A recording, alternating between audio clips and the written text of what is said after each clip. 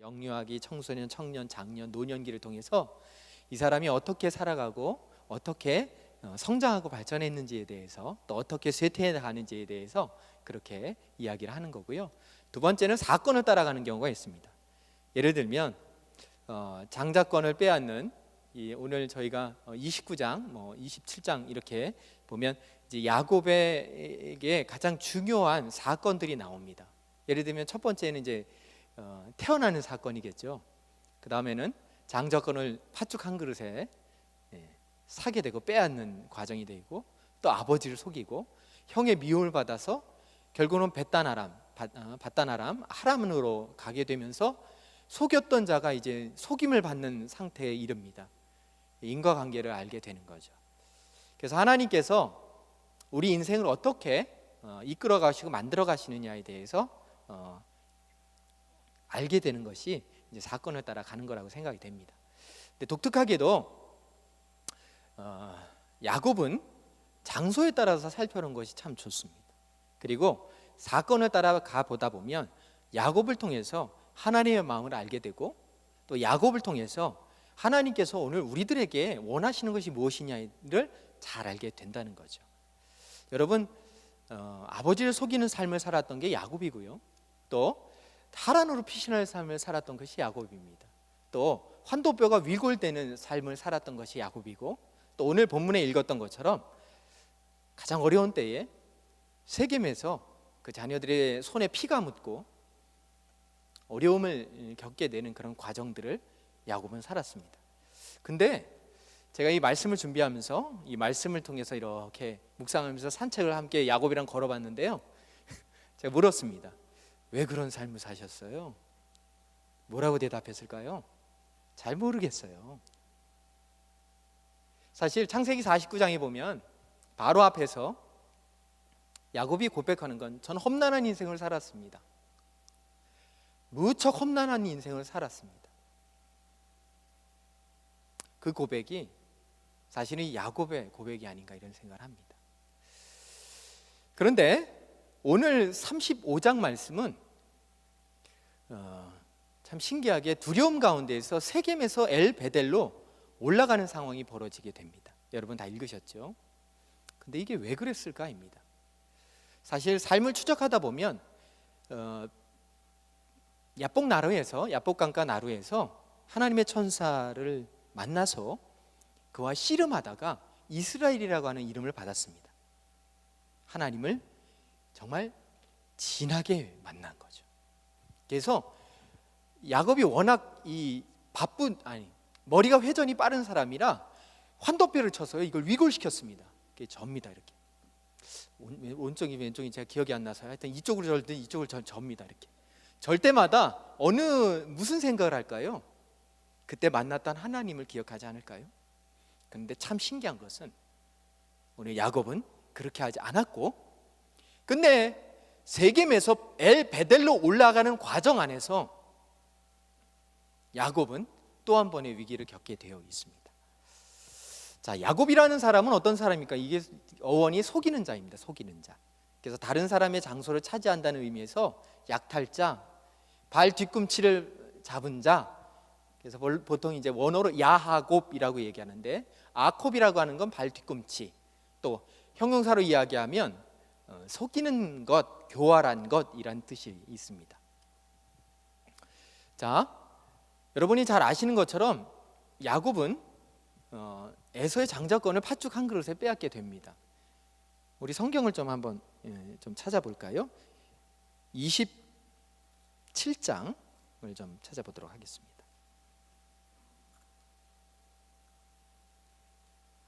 네, 27장을 펴놓고요.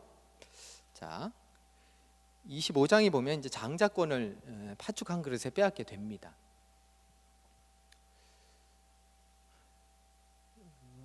제가 야곱에 대해서 설교를 들을 때마다 에서의 장자권을 빼앗은 야곱에 대해서 보통 목사님들과 제가 들은 설교는 그 야곱을 굉장히 마치 찬양하는 듯한 그런 뉘앙스를 많이 겪게 됩니다. 그러나 오늘 25장에서 가장 중요한 것은 야곱이 에서의 장자권을 팥죽 한 그릇, 그래서 에돔이라고 불리죠. 팥죽 한 그릇을 빼앗은 것에 대해 방점이 있는 것이 아니라 에서가 장자권을 가벼이 여겼다라고 하는 것이 거기에 방점이 있는 것입니다. 사실 야곱은 빼앗을 이유가 없었습니다. 여러분 잘 아시는 바와 같이 야곱은 빼앗을 필요가 없었습니다. 왜 그러냐면 하나님께서 이미 야곱과 에서가 태어날 때에 이삭에게 이런 약속을 해주셨습니다. 두 국민이 내 태중에 있구나. 두 민족이 내 복중에서부터 나누이리라. 이 족속이 저 족속보다 강하겠고 큰 자가 어린 자를 섬기리라 하셨더라. 이렇게 약속해 주셨습니다. 그런데 참 문제는 어린 자가 큰 자가 어린 자를 섬기기 위해서는 조건이 필요한 거죠. 그래서 야곱이 생각할 때는 그것이 장자권이었던 것 같습니다. 이 장자권의 원어적 의미는 축복이라는 것을 그 언어적 의미가 있습니다. 축복의 통로가 되는 것이 장자권입니다. 그래서 장자권을 빼앗게 되었습니다. 그런데 신기한 것은 이 장자권을 빼앗아서 정말로 축복을 받았느냐? 이건 다른 문제입니다. 왜냐하면 하나님께서는 장자권이 있어서 야곱을 축복한 것이 아니라 이미 태어날 때부터 하나님이 주신 그 약속의 말씀을 붙들고 끊임없이 야곱을 보고 계셨던 것입니다. 빼앗을 필요는 없지만 야곱이 그렇게 생겨 먹은 것 같습니다. 죄송합니다. 야곱을 제가 폄하하는 건 아니고 야곱이 굉장히 머리 두뇌전이 빨랐던 것 같아요. 속였습니다. 그리고 장자권을 취했고 그로 말미암아 에서는 두려워하게 되었습니다. 여러분 오늘 이 창세기 27장 말씀에 보면 저희 펴놨지요. 그래서 구절을 좀 적어놨습니다. 아주 재밌는 사건들이 나옵니다. 에서가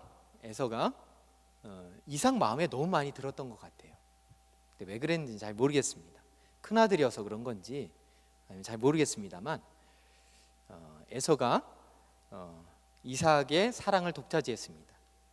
그래서 2절부터 4절 말씀에 보니까 이삭이 이르되 내가 이제 늙어 어느 날 죽을지는 알지 못하니 에서에게 이야기하는 거죠.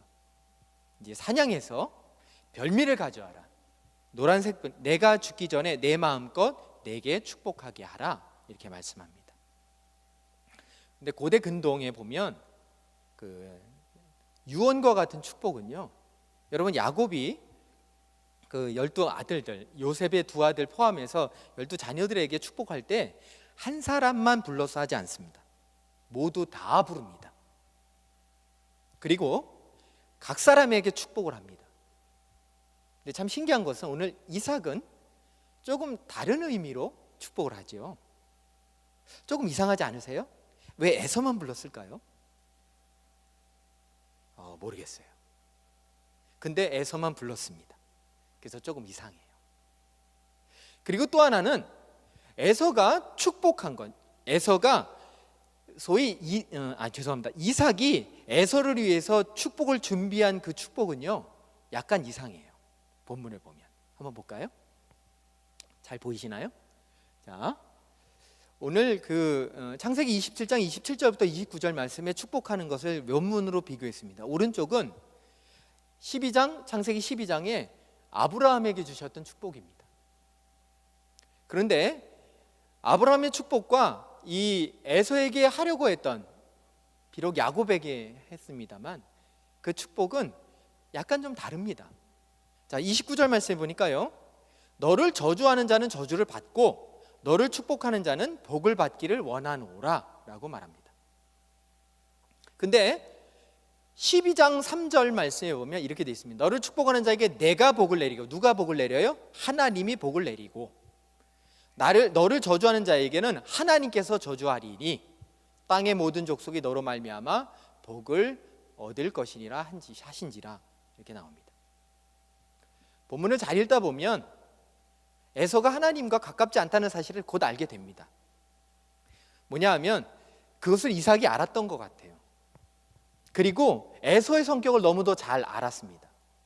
에서에겐 적이 많습니다. 그래서 너를 저주하고 저주하면 저주를 받게 되고, 수동적 의미입니다. 그리고 너를 축복하는 자는 복을 받기를 원했습니다. 그러나 하나님과 굉장히 가까웠던 아브라함은 조금 다르게 축복을 받습니다. 너를 축복하는 자는 하나님께서 복을 내리고, 너를 저주하는 자에게는 하나님이 저주하겠다라고 말씀해 주시고 축복의 통로가 되도록 그렇게 삼아 주셨습니다. 이 본문을 보면 우리는 에서의 성품을 알게 됩니다. 에서가 하나님과 그렇게 가깝지 않았던 것 같아요. 그것을 이삭이 알았고, 이삭은 그 때문에 에서를 향한 사랑이 이런 일을 벌어지게 한 것 같습니다. 그런데 신기한 것은, 제가 말씀 준비하다가 참 신기한 걸 발견했어요.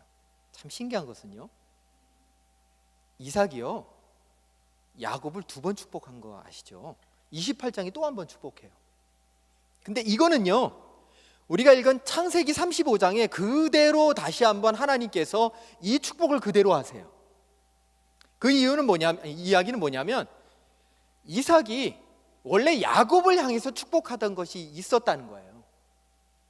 근데 야곱은, 또 그 엄마 리브가는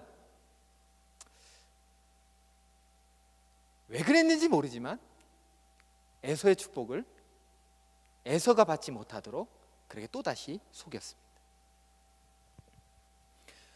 저희는 또 이 말씀을 준비하면 산책을 같이 걷다 보니까 이제 왜 그러셨어요? 뭐 이렇게 묻는 거 아니겠어요?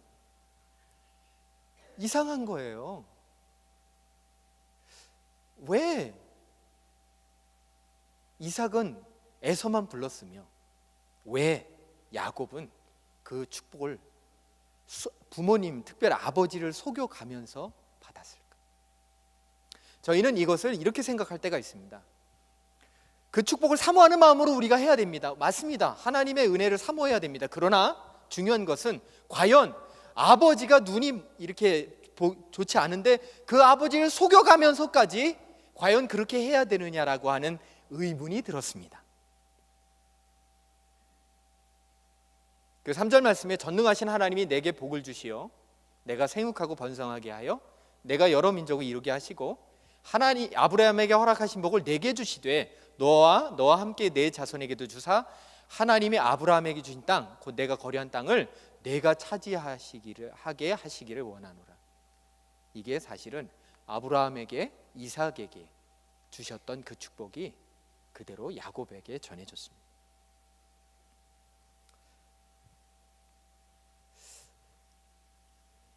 이삭의 에서 사랑, 리브가의 야곱에 대한 사랑, 과연 이렇게 해야 될까, 이런 생각이 듭니다. 여담입니다만 특별히 더 예쁜 자녀들이 있으세요? 얘는 눈에 넣어도 안 아플 것 같고 쟤는 눈에 넣으면 너무 아플 것 같은.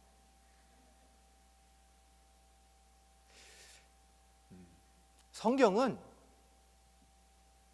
야곱의 고백처럼 처절하게 연약하고 또 죄 많고 흠 많은 사람들의 이야기인 것 같습니다. 만약 믿음의 사람 이삭이라면, 그래서 하나님이 이삭의 하나님이라고 할 정도로 이삭이라면, 저는 깔끔하게 야곱에게 축복 내리고 에서를 편애하지 않고 그렇게 했을 것 같아요. 그러나 오늘 성경을 살아내는, 또 성경에 있는 이삭과 에서와 야곱은 그 삶 그 자체를 우리에게 보여주면서 연약한 인간과 그 연약한 인간을 들어서 사용하셔서 복을 내시는 하나님의 은혜를 아주 극명하게 이야기해주고 있는 것 같습니다.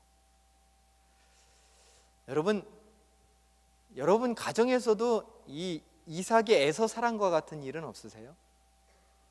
리브가의 야곱 사랑과 같은 일은 없으세요? 그래서 아빠는 A를 좋아하고 뭐 첫째를 좋아하고 또 뭐 엄마는 둘째를 좋아해서 2대2로 이게 나눠서 혹시나 갈등 겪고 있지는 않습니까? 그러나 중요한 것은 그것이 우리가 하나님의 사랑으로부터 끊어질 조건이 안 된다는 겁니다. 왜냐하면 우리는 하나님으로부터 사랑을 받되 값없이 우리의 연약함과 전혀 상관없이 그것을 아시고도 우리를 보호하시고 인도하시는 하나님의 사랑을 덧입었기 때문에 그렇습니다.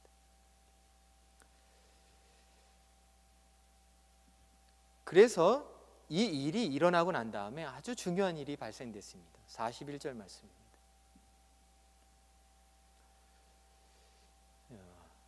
하나님께서는 업신여김을 당하지 않으시죠. 그래서 무엇인지 뿌리면 그대로 나게 되어 있습니다. 야곱은 장자권을 빼앗았고 아버지를 속여서 축복을 도둑질했습니다. 그렇다고 제가 에서를 두둔하는 것은 아닙니다.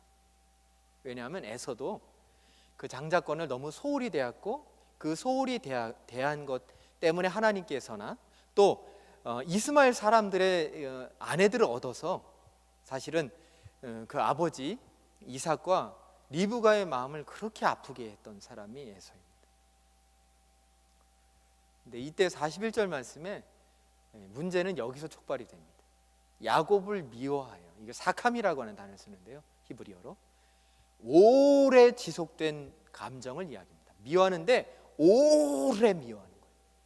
그래서 아버지 이제 죽을 때가 다 됐으니까 내가 저 자식을 죽이고 말 거라고 하는 마음을 품었습니다. 그래서 28장에 어디로 보내요? 라반의 집으로 보내게 되어 있죠.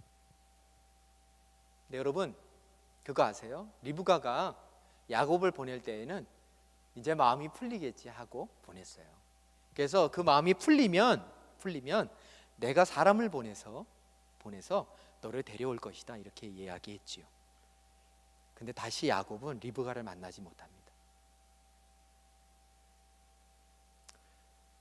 곧 올 거라고 했던 아들을 리브가는 다시 만나지 못해요.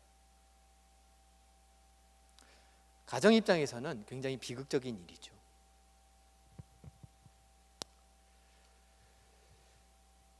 그런데 하나님의 입장은 어떠셨을까요? 저는 이렇게 보셨을 것 같아요. 야곱을. 그래서 베델이라고 루스라고 하는 곳에서 하나님께서는 야곱을 만나 주십니다. 어떤 분이 재밌는 얘기를 하는데 분명히 야곱은 돌베개 베고 자다 입이 돌아갔다고 얘기하시는 경우도 있으세요. 돌베개를 베고 자는데요, 천사가 오락내리락 하는 것을 봤습니다. 그래서 베스엘, 하나님의 집이라고 하는 이 루스를 베델로 불러준 거죠. 그리고 난 다음에 그걸 보고 난 다음에 단을 이렇게 세우고, 이제 옆에 이렇게 조그만 게 이제 제단인 것 같아요. 세우고 이렇게 서원합니다. 참 이거 보면서요, 참 여러분 이 야곱의 이 수준을 알게 돼요. 자 보세요. 하나님이, 함께 읽을까요? 하나님이 나와 함께 계셔서 내가 가는 이 길에서 나를 지키시고 먹을 떡과 입을 옷을 주시어 내가 평안히 아버지 집으로 돌아가게 하시오면 여호와께서 나의 하나님이 되실 것이요 내가 기둥으로 세운 이 돌이 하나님의 집이 될 것이요 하나님께서 내게 주신 모든 것에서 10분의 1을 내가 반드시 하나님께 드리겠나이다 하였더라. 여러분 야곱이 서원할 때 이거 어디서 많이 보지 않으세요? 저도 그럼 하나님 요것만 해주면 당신 나의 하나님이 되실 거라고. 하나님이 우리의 하나님이 되어주셨기 때문에 우리가 기쁨으로 예배하고 그러는 거 아닐까요? 근데 야곱이 어떤 마음으로 살았는지를 요 서원을 보면 알아요. 야곱은요 하나님께서 원하시는 것이 아니고 자기가 원하고 자기의 두려움 가운데 자기의 환난 가운데 무엇을 얻고 무엇을 해서 평안해지면 하나님이랑 딜하는 거죠. 그러면 하나님은 나의 하나님 되실 거고요, 내가 지금 요만하게 쌓지만 나중에는요 큰 하나님의 집을 만들 겁니다. 그렇게 이야기합니다. 하나님은 이 마음을 어떻게 보셨을까요? 만약 여러분이 하나님이라면 야곱이 이럴 때 어떻게 할까요? 어쭈 이거 봐라 라고 하셨을까요? 근데 참 하나님은 신실하세요. 그래도 보셨어요. 그리고 어디로 가요? 삼촌 라반의 집으로 갑니다. 라반의 집에 간 다음에요, 이제는 속이는 자가 아니라요 속는 자가 되어버립니다. 그래서 어떻게 됩니까? 끝내는요, 이 삼촌 라반과의 갈등을 통해서 이제 다시 어디로요? 아버지 품으로 다시 오게 됩니다. 참 재밌는 것은요, 창세기 31장에 보면 라반에 대한 이야기를 할 때에 얼마나 많이 속이느냐, 풀싹을 10번이나 변경해요. 또 그러나 중요한 것은 이 야곱의 마음 가운데는 베델의 하나님이라고 하는 그것이 지속적으로 그 마음 가운데 있습니다.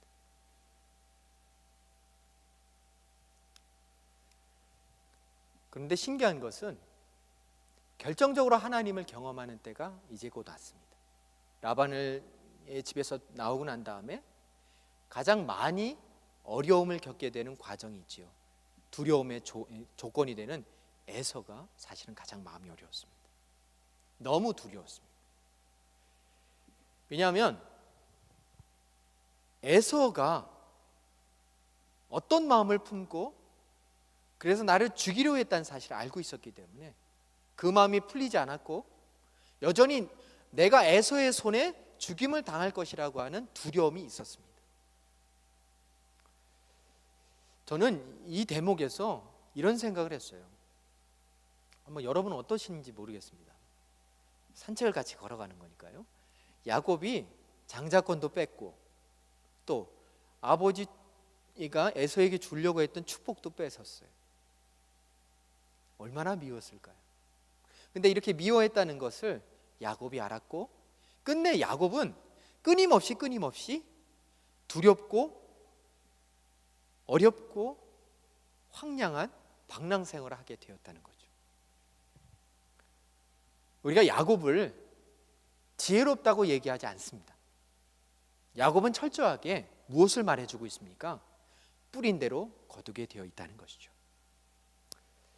그래서 야곱이 이제 에서를 만나기 전에 에서에게 전령을 보냈습니다. 뭐라고 말합니까? 400명이나 되고 있는 사람들을 끌고 이제 마중나라 옵니다. 이제 큰일 났구나. 그래서 오늘 야곱은 두 가지를 하는데 첫 번째는 7절 말씀에 야곱이 심히 두렵고 답답하여 자기와 함께한 동행자와 양과 소와 낙타를 두 떼로 나눠요. 그래서 에서가 와서 한 떼를 딱 치면 남은 한 떼는 딱 피하는 거예요. 거기 누가 있어요? 야곱이 있는 거죠. 여러분 잘 기억해 보셔요. 베델의 하나님이라는 것을 고백하면서 나왔어요. 하나님을 의지하는 것처럼 보이지만 사실은 야곱은 철저하게 자기를 의지해. 철저하게. 그래서 생각해 보니까 어떻게 해요? 두 떼로 나눠서 한 떼 딱 치면 자기는 탁 도망가려고 갖은 애를 씁니다. 거기다가 9절 말씀에 보면 주님께 간구해요. 그래서 양다리를 확 걸치는 거죠. 그래서 할 거 다 하는 거예요. 여기다 요 두 떼로 딱 나눈 다음에요. 자, 여기 치면 난 이쪽으로. 근데 이걸로는 충분하지 않으니까 어떻게 해요? 하나님, 우리 조부 아브라함의 하나님, 내 아버지 이삭의 하나님, 명하시기를 이러이러하시고 이러이러해갖고 이렇게 했는데 두 떼가 되었습니다. 근데 이게 전초전이고 11절 말씀에 오 주여 내가 주께 간구하오니 나를 건져주세요. 그리고 나서 하나님께서 못하시도록 우리 얘기를 꼭 들어주실 수밖에 없는 게 주께서 말씀하시기를 참 똑똑해요. 내가 반드시 내게 은혜를 베풀어 내 씨로 바다에 셀 수 없는 모래와 같이 많게 하리라 하셨나이다. 그래서 나는 지금 죽으면 돼요? 안 돼요? 안 돼요.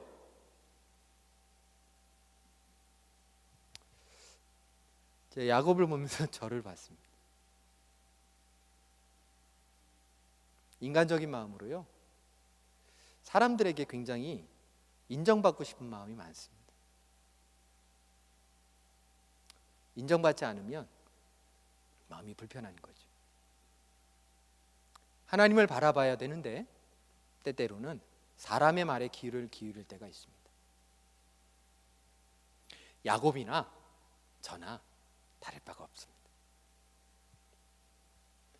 그랬을 때에 두둥 주님의 천사를 만납니다. 왜 만났을까요? 하나님은 어떤 마음으로 주님의 천사를 보냈을까요? 마하나임이라고 했죠. 32장에 마하나임을 만납니다. 거기다가 주님의 천사를 만났습니다. 인생의 막바지에 가장 어려울 때, 위기의 순간엔 하나님 만나서 결판을 짓습니다. 너 두 때로 나눴지? 나한테도 고백했지? 너 어떻게 할 거야? 그럴 때 야곱은요, 내가 이제 살아야 되니까 끊임없이 천사를 붙들고 씨름합니다. 나를 축복하지 않으면 안 됩니다. 나 살아야 됩니다. 그리고 어떻게 됩니까? 환도뼈가 위골되고 벗어납니다. 그래서 에서를 만나서 기쁘고 감사하게 일이 해결이 됐습니다. 그런데 과연 이것으로 야곱은 하나님께 맹세한 약속을 지켰을까요? 그렇지 않습니다. 자, 여기 어디냐면 쉐켐입니다. 쉐겜. 텔 바라타라고 하는 지역이 이제 우리에게는 지금 이 35장이 나오는 지역입니다. 오른쪽에 보면 제이콥스 웰이라고 해서 야곱의 우물, 사마리아 여인을 만났던 예수님께서 야곱의 우물이 있고요, 요셉의 무덤이 근처가 있고, 그 다음에 여기서는 그리심산에서 본 배경이고요, 그리심산과 에발산, 축복과 저주의 산에서 보여지는 사마리아 땅입니다. 여기로 갑니다. 원래 가야 되는 건 어디입니까? 베델입니다. 근데 세겜에 머물렀습니다. 왜 머물렀냐면 자기가 볼 때 세겜이 굉장히 살기 편했거든요. 엘로헤 이스라엘, 하나님, 이스라엘의 하나님이라는 지명을 쳤습니다. 이게 하나님의 뜻입니까? 자기의 판단입니까? 자기의 판단입니다. 이때에 34장은 디나의 강간 사건이 벌어집니다. 또한 시몬과 레위가 그 형제들이 그 세겜 땅에 있는 추장 세겜 그 일파들을 할례하게 한 후에 그것을 할례를 받아서 이제 디나를 아내로 맞이하려고 하는 그곳에 쳐들어가서 할례 때문에 고통스러워하는 그 일족들을 다 죽입니다. 피로 얼룩진 고통으로 어려움을 당하게 되죠. 그때 하나님께서는 다급하게 야곱에게 말씀하십니다. 하나님 야곱에게 이르실 때 일어나 베델로 올라가서 거기 거주하며 내가 내 형 에서의 낯을 피하여 도망가던 때에 내게 나타났던 하나님께 거기서 제단을 쌓아라. 그렇게 말씀하십니다. 그랬더니 어떻게 합니까? 의복을 갈아입게 하고 정결하게 하고, 원래 하나님이 야곱에게 원하셨던 것을 어려움 가운데에서 야곱은 어떻게 해요? 다시 가는 거죠. 진짜 가야 할 곳으로 가는 것입니다. 오늘 여러분은 또 저는 혹시나 하나님께서 우리의 문제를 해결해 주시는 해결자로만 보시는 것 아닙니까? 아니면 하나님께서 정말로 우리에게 원하시는 것이 무엇인지를 깨닫고 하나님께서 우리를 만나주셨을 때 하나님 앞에 우리가 신실하게 드렸던 약속을 향해서 베델이죠. 내가 제단을 쌓아야 된 그 베델에 올라가는 길을 가고 계시는지, 아니면 내가 볼 때는 이건 아니고 저건 아니고 세겜에 머물러서 이 좋은 도시와 이런 상황들을 누리는 것입니다. 그러나 신기한 것은 세겜에 머물렀던 그 이스라엘 백성, 이스라엘의 아들들은 아버지도 몰라봅니다. 아버지의 말을 듣지 않습니다. 그리고 우상들을 가까이 합니다. 그래서 어떻게 합니까? 금귀걸이 다 빼고 우상 다 빼서 세겜 상수리의 마음 아래에다 묻어놓고 그리고 베델로 올라갑니다. 정결한 모습으로, 아무것도 없는 모습으로, 하나님이 정말 기뻐하는 정결한 마음으로 가는 거죠. 하나님은 그때에도 그들이 떠났으나, 왜요? 주위의 가나안 족속들이요 잡아 죽이려고 아마 엄청난 이를 박박 갈았을 겁니다. 근데 하나님이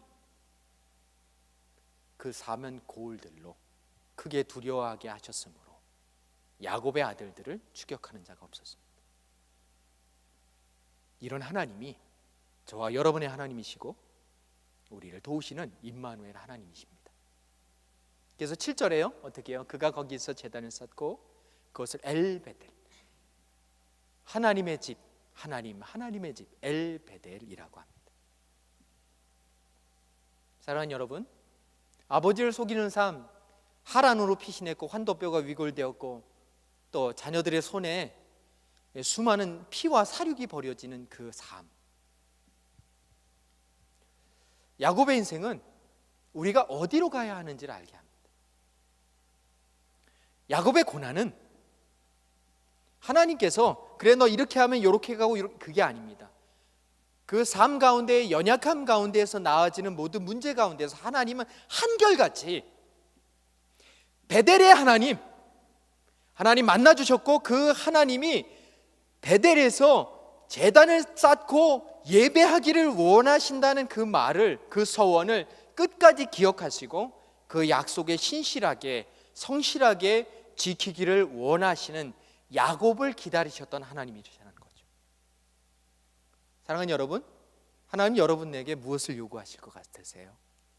아니 역으로 물어서 여러분이 처음 하나님의 그 크신 사랑 받았을 때에 여러분은 하나님께 무엇을 약속하셨습니까?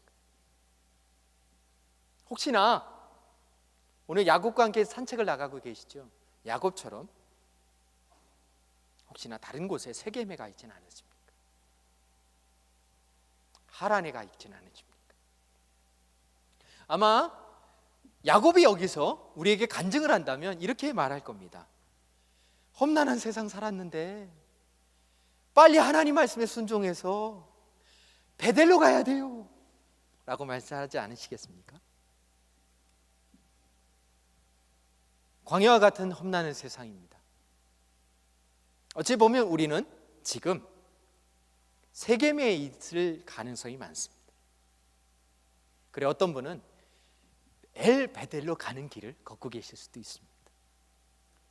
어려움 가운데에, 고난 가운데에 하나님께서 이끄시는 방향으로 가게 하셔서 그 삶을 통해서 정말로 하나님께서 도우시고 평안케 하시는 정말로 행복한 삶을 누리기를 원하고 계시는 건 아닐까요? 베델에 단을 쌓았던 야곱, 젊은 시절입니다. 그리고 그 베델을, 그 단을 쌓은 것에서 하나님 다시 올게요, 하나님 너무 감사해요. 그러나 야곱은 어려움과 환난 가운데에서 다시 베델로 돌아가는 길을 하나님께서 열어주셨다는 것을 알게 됩니다. 사랑하는 여러분, 우리의 자리는 세겜이 아닙니다. 내 생각대로 결정하는 자리가 아닙니다. 아무리 거기다가 하나님, 이스라엘의 하나님이라는 이름을 붙여도 세겜은 세겜일 뿐이고 하나님은 하나님이 만나주시는 자리 엘 베델, 베델이죠. 그곳으로 가기를 원하십니다. 사랑하는 여러분, 여러분 지금 어디 계십니까? 여러분의 상황은 오늘 야곱과 함께 산책을 떠나시면서 어떤 과정이 있으신 것 같습니까? 혹시나 내 의지대로 야곱처럼 내 것 꽉 붙들어서 두 때 나누고 이쪽 가면 난 이쪽, 거기다 하나님 발까지 잡았으니까 나 이제 오케이, 아닙니다. 하나님이 원하시는 것은 원했던 금가락지 우상 다 내려놓고 옷도 바꿔 입고, 하나님 정결한 옷 바꿔 입고, 그리고 어떻게 합니까?